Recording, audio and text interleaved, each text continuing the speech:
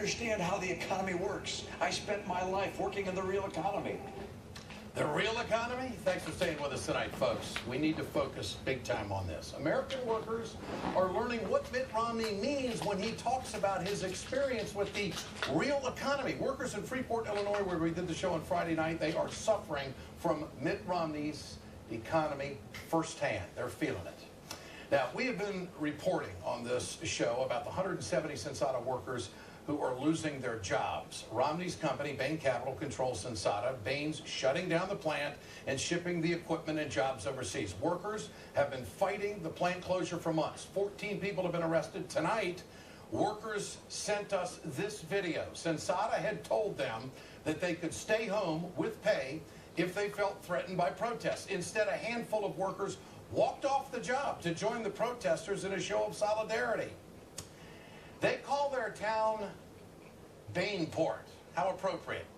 But there are a lot of Bainports all over the country. In fact, there are lots of towns and lots of workers who have been hit hard by Romney's company and what his vision for America is when it comes to the economy. Mitt Romney is an expert at closing companies and making a dollar. In fact, I would say that he is a pioneer. Let's take a look at the record. The Wall Street Journal reviewed 77 of the businesses Bain Capital acquired while Romney was in charge. 22% of them either went bankrupt, reorganized, or shut down. But while those companies were dying, Bain investors, they were living it up. They were making a dollar. In fact, Bain made 50 to 80% of its holdings in profits each year. Romney profited while what? American workers took it in the shorts and lost their jobs. And now, it's not illegal. It's just what happened. This is his economy. Tonight on this program, we want to show you some of the other free ports around the country. Let's start with American Padded Paper, or AMPAD.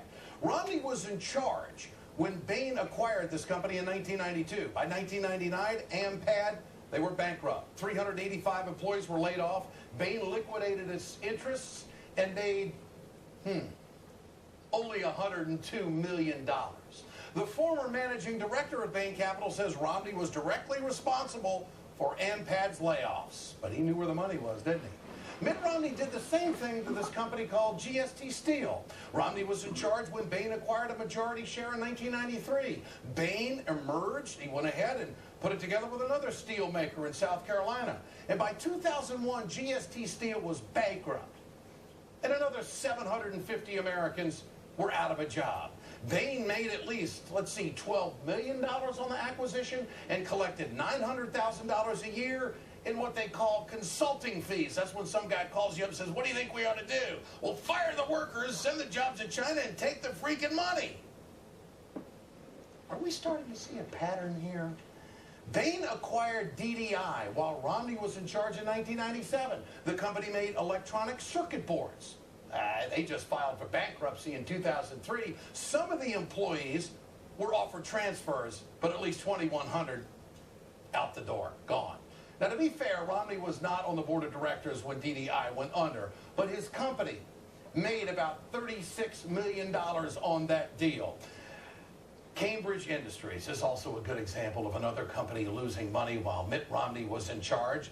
The model is, no matter how poorly a company does, Romney can still go in there with his boys and just make a ton of money and charge these massive consulting fees. Bain acquired Cambridge in 1995. It's an automotive plastic supplier. 5 years later, Cambridge, what they do, they went bankrupt. There's no record of how many jobs were actually lost on this deal, but union leaders say it was at least 1,000. And in the end, Bain made just a slim $10 million on this deal in fees. In 1994, Bain invested in a company which makes medical devices in Miami. Mitt Romney shut the company down 3 years later. At least 1,000 workers lost their jobs. We're not sure just how much money Mitt Romney made on that deal, but we do know that Bain charged its usual multi-million-dollar consulting fees. The list goes on and on and on. And so when I hear Mitt Romney say that he understands this economy, the only thing he understands is kicking workers to the side of the road and turning them into roadkill and taking the money and going out the back door and, oh, by the way, having the money planted overseas. Ask yourself the question, is this the economy you want in America?